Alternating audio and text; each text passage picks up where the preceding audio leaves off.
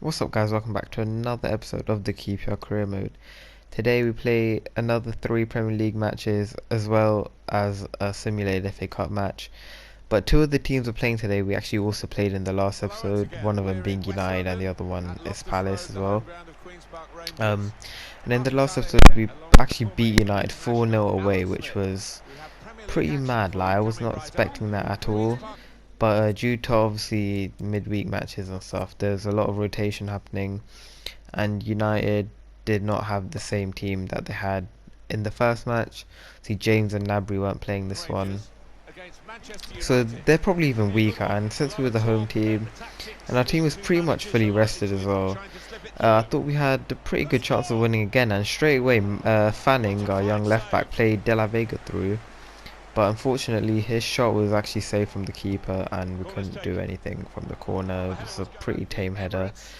But just before the 10-minute mark we had another chance with De La Vega running down, actually on the right wing this time. He cut back onto his weaker left foot, but it didn't matter. He still hit in at the near post and he made it 1-0 to QPR.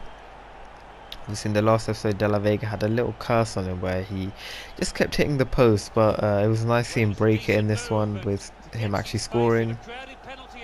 Nice turn and good shot on his weaker foot as well to make it 1-0 after 11 minutes to get into double figures as well for goals in the season.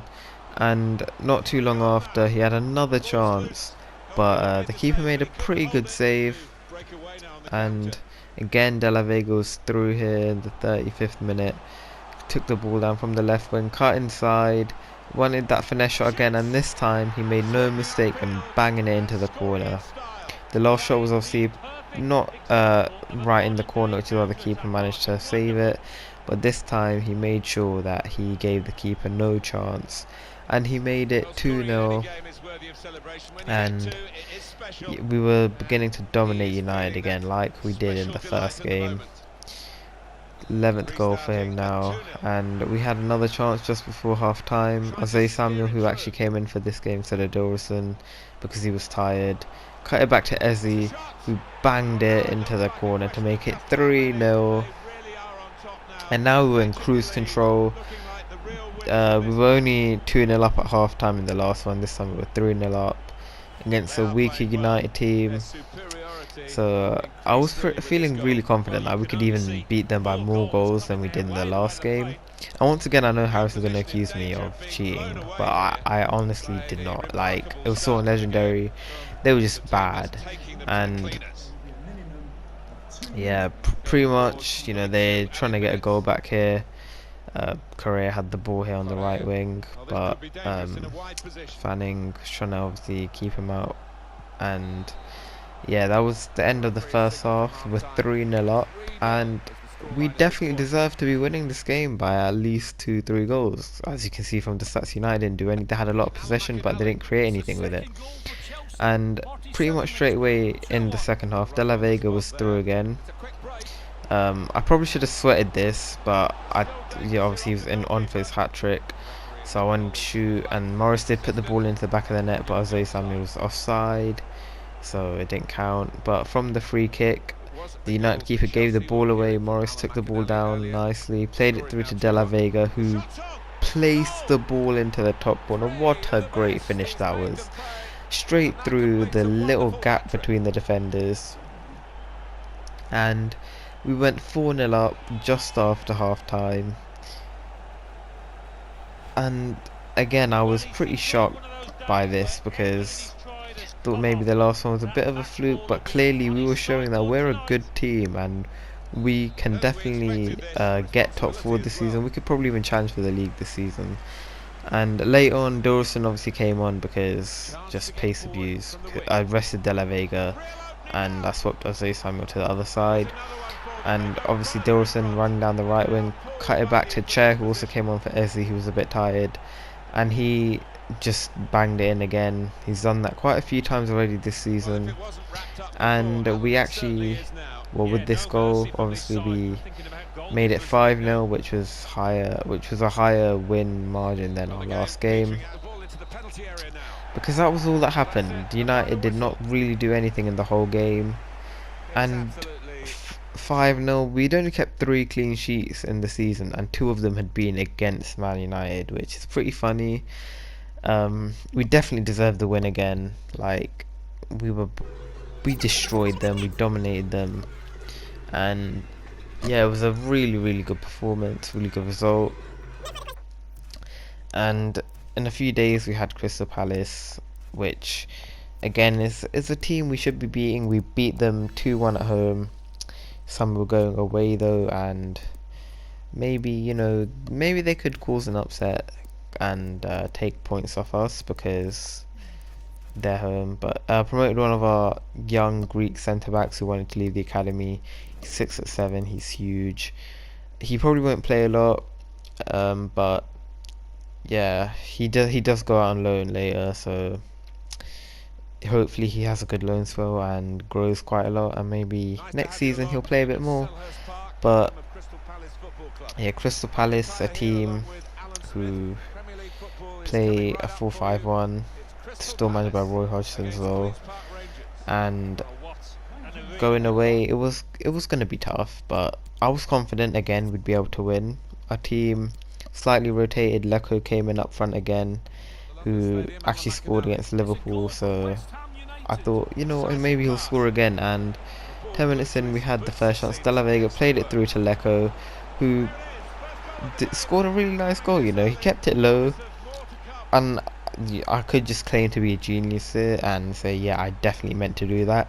What really happened was my finger slipped off the shoot button, so he actually just shot it low. But it worked out really well because the keeper, I don't think, was expecting the shot that early, so he couldn't really set himself up to save it, which obviously profited us a lot because we were 1-0 up. And just before half time again, Dorison running down the right wing, straight past the defender, cut it back to De La Vega, who just smashed it in on his weaker left foot. He missed a chance similar to that earlier on in the season, but this time he just he put his foot through it, and it went straight into the corner. Keeper didn't even move because he knew he didn't have a chance with that. But yeah, I was surprised he took it on his left foot, but it doesn't matter. He was in really good form in terms of goal scoring. But yeah, at half time you can see it wasn't a very eventful game. It was just our 2 goals and nothing else. But now we're gone. We had another chance here with Dilson running down the right wing. He cut back, played it to Eze, who sort of scooped it up into the net. It was a pretty intelligent finish, not really like conventional, I guess. But he made it 3-0. Crystal Palace getting destroyed here.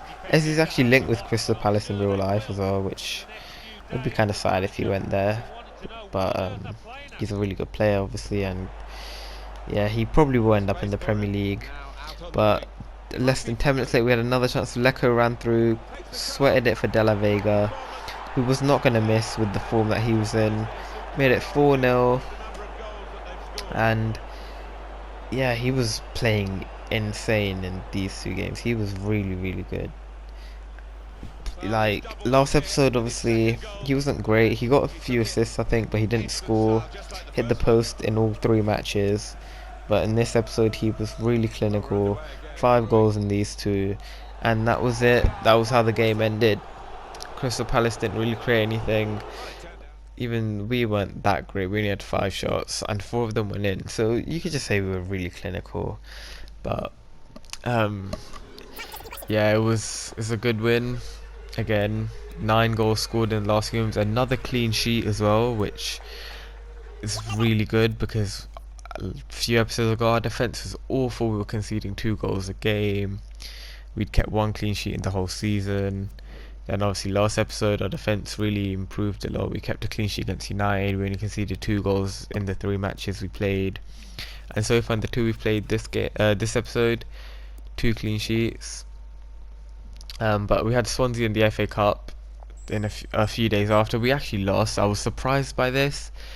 But we did use our second team, mostly with a few of the first team players who didn't play in the league. And yeah, we got our final youth scout reports back. A few good players, well, 1 really good player there from France, no one really else that good. And yeah, again, if you have any suggestions for where you want me to send the scouts out to, just leave them in the comments and I'll send a scout there. But yeah, the youth academy is looking really good. We've got a lot of players breaking into the team. Obviously, we've got Fanning and Collins who are playing quite a lot at fullback. Santoro obviously playing a lot at centre back as well. Probably be our first choice at the end of the season. One of the fullbacks might actually start ahead of Manning as well at the end of the season because they've made really good development and they have more pace in them as well, which is always a positive. West Ham actually came in for Zambia there, which I thought was interesting.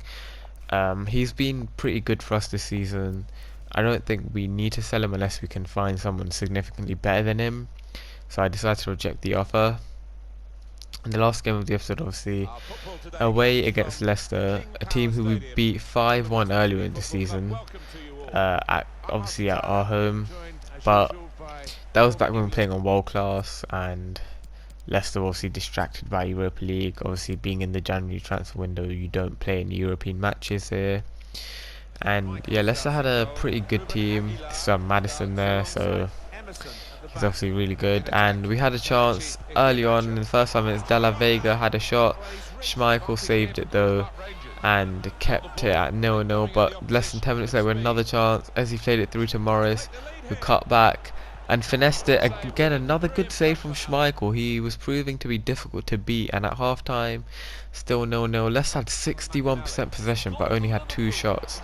And straight away in the second half, we had another chance, and Schmeichel again made a good save. He was really, trying to keep that clean sheet. But Doralson, late on in the game, ran down that right wing and cut it back to Eze, who always seems to be able to cut open any defence and score if we need him to. He's really stepped up as a leader in this team this season. Many times where we've needed him to score, he scored, notably against Manchester City where we were 2-0 down. He got us back on level terms.